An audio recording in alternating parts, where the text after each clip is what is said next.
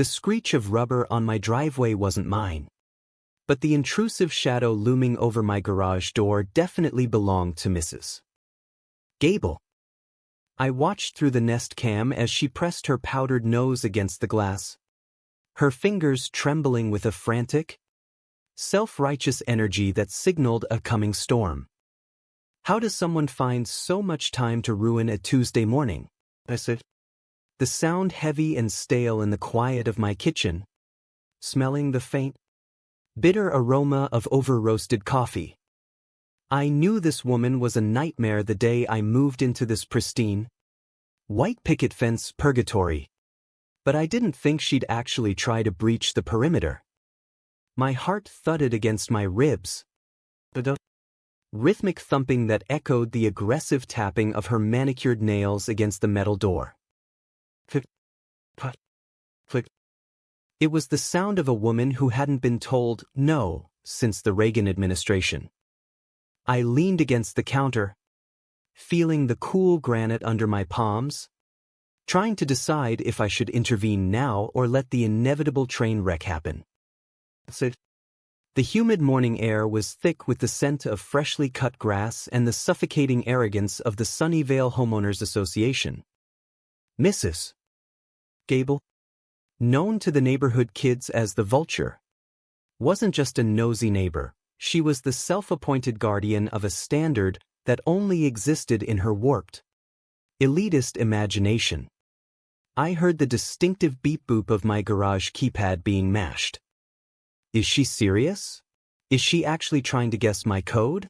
I felt a surge of cold disbelief wash over me, followed quickly by a hot, prickly heat of pure irritation. I took a slow breath, counting to 3, hearing the distant hum of a lawnmower and the chirping of birds that seemed blissfully unaware of the trespassing taking place 20 feet away. Then I heard the mechanical groan. She hadn't guessed the code, but she had managed to catch the door just as my younger brother was leaving through the side entrance, leaving the main sensor tripped. The heavy door began to slide upward with a metallic rattle that sounded like a war cry. What on earth do you think you're doing, Barbara? I didn't say it out loud, but the question screamed in my head. I walked toward the mudroom, my footsteps muffled by the rug, my pulse racing. I peered through the cracked door leading to the garage. There she was, standing in the center of the concrete floor like a conqueror, her floral blouse clashing violently with the sleek, midnight blue curves of my brand-new Porsche 911 Turbo S. She looked at the car not with admiration, but with a visceral, twitching disgust. She pulled out her phone, her thumb flying across the screen with a speed fueled by pure malice. I stayed silent, frozen in the shadows, watching the theater of the absurd unfold. She began to circle the vehicle, her heels clicking like a metronome of doom. She reached out and touched the hood, leaving a greasy smudge on the pristine ceramic coating. I winced. That car was the culmination of 5 years of 80-hour work weeks, a mountain of student loans paid off, and a hell of a lot of no's to weekend trips. It was my trophy. To her, it was a violation of subsection 4B of the HOA handbook regarding ostentatious displays of wealth and nonconforming aesthetics. Operator? I need police at 42 Oakmont Lane immediately, she hissed into the phone, her voice a sharp, nasal vibrato that cut through the quiet air. I'm witnessing a crime in progress. There is a stolen vehicle hidden in a neighbor's garage. It's a high-end sports car, completely out of character for this resident. I suspect a chop shop operation or at the very least, a grand larceny situation. Please. I feel unsafe. I almost laughed. I really did. The sheer audacity of her claiming she felt unsafe while standing in my garage, touching my car, was a level of gaslighting that deserved an Olympic medal. I felt the familiar sting of frustration, the heavy, sinking feeling you get when you realize logic has left the building. I pulled out my own phone and started recording. If this was going to be a circus, I was going to be the ringmaster. The silence that followed her call was heavy, broken only by the distant, approaching wail of a siren. She didn't leave. She stood there, arms crossed, tapping her foot, looking at my car as if it were a pile of trash. I could smell the faint scent of her perfume, something floral and expensive that now smelled like entrapment. My mind raced. This woman was ready to ruin my life. To have me handcuffed in front of my neighbors, all because I bought a car that made her feel, what? Small? Irrelevant? The sirens grew louder. Piercing, rhythmic scream that bounced off the suburban houses. 2 patrol cars swung into my driveway, gravel spraying against the bushes. Mrs. Gable practically skipped toward them, her face contorting into a mask of terrified civic duty. I stepped out from the mudroom then, standing by the driver's side door, my hands visible, my face a mask of calm I didn't truly feel. "Officers, over here. Thank goodness you're here," Barbara shrieked, pointing a trembling finger at me. "He's in there. He's hiding with the vehicle. I caught him red-handed." 2 officers, one older with a weary expression and a younger one who looked like he'd rather be anywhere else, approached the garage with their hands near their holsters. "Sir, step away from the vehicle and keep your hands where we can see them," the older officer commanded.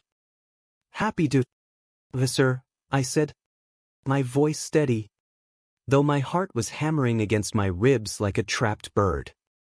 "Can I ask why there are 2 squad cars in my private garage?" "Private garage?" Barbara let out a sharp, hysterical laugh. "Officer, this man is a renter. He's been here 6 months and suddenly this car appears? It's a $250,000 machine. Look at him. He doesn't belong in a car like that. I saw him sneaking it in late last night. If it's stolen, I know it." The younger officer looked at the Porsche, then back at me, his brow furrowed. "Is this your vehicle?" "Sir, it is," I replied. "I have the registration, the bill of sale, and the insurance right here in the glove box, along with the deed to this house, which I own. By the way, I'm not a renter, Barbara.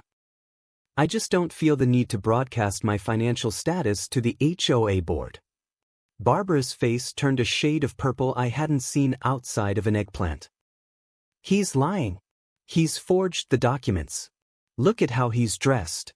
Hoodies and jeans? That's the uniform of a thief. Check the VIN. I demand you check the VIN." The older officer sighed.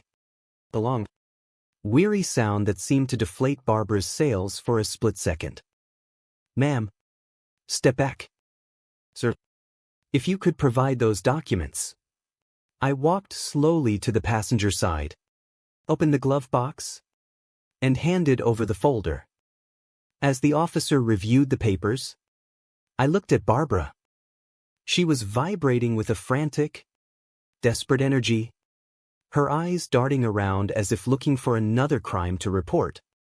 She looked like a cornered animal, but one that still thought it had claws. "Everything seems to be in order here, Mrs. Gable," the officer said, handing the folder back to me. "The car is registered to Mr. Elias Thorne at this address. There are no reports of theft." "Then he stole the identity," she screamed, her voice cracking. "It's a sophisticated ring. Why else would he have the garage door closed? Why would he hide it? He's trying to lower the property values with this. This flashy eyesore. It doesn't meet the community guidelines. I have the right to inspect any property that violates HOA standards." "Actually, Barbara," I stepped forward, my voice dropping to a low, cold tone that made her flinch. You don't. You have the right to send a written notice of a violation. You do not have the right to enter my property. You do not have the right to guess my keypad code. And you certainly don't have the right to use emergency services as your personal hit squad because you're offended by my lifestyle. The younger officer's radio chirped. But he ignored it, looking directly at Barbara. Ma'am, did you enter this garage without permission? I was investigating. I saw the door open and the door wasn't open. Barbara, I interrupted, holding up my phone. I have the Nest footage. I have you on camera trying to hack my keypad for 5 minutes before you slipped under the door as it was closing. That's called breaking and entering. In this state, it's a felony. The air in the garage suddenly felt very thin. The sound of a distant dog barking was the only thing breaking the silence. Barbara's eyes went wide, the realization finally sinking in. The justice she had sought was turning its cold, impartial gaze toward her. I was just looking out for the neighborhood, she stammered, her voice losing its edge, becoming small and shrill. You can't arrest me. I've lived here for 20 years. I'm the treasurer. Being the treasurer doesn't give you a license to commit felonies. Ma'am, the older officer said, his voice hard. He turned to me. Mr. Do you wish to press charges? I looked at her. I saw the fear in her eyes, the crumbling of a woman who had built her entire identity on controlling others. I thought about the months of petty fines she'd sent me for grass height and improper curtain colors. I thought about the way she looked down her nose at the delivery drivers and the gardeners. Yes, I said, the word feeling like a weight lifting off my shoulders. I absolutely do. And I'd also like to report a malicious 911 call. Filing a false police report is also a crime, isn't it? The click of the handcuffs was the most satisfying sound I had ever heard. It wasn't the roar of the Porsche's engine or the sound of a closing deal. It was the sound of a bully finally meeting a wall they couldn't climb over. As they led her away, she started to wail. The long, pathetic sound that echoed through the suburban street. Neighbors began to peek out of their windows, their faces filled with a mix of shock and, I noticed with a small smile, a hint of suppressed relief. True power isn't found in a title, a gated community, or the ability to dictate the color of someone's mailbox. It's found in the quiet integrity of minding your own business and the courage to stand up when that integrity is threatened.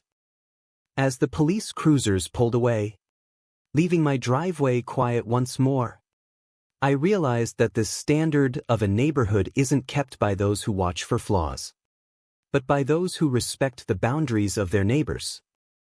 Justice might be slow, and it might arrive in the back of a squad car on a Tuesday morning, but when it finally hits, it carries the weight of every silent no you've ever had to swallow. I walked back to my car, ran my hand over the smudge she'd left, and smiled. It was a beautiful day for a drive.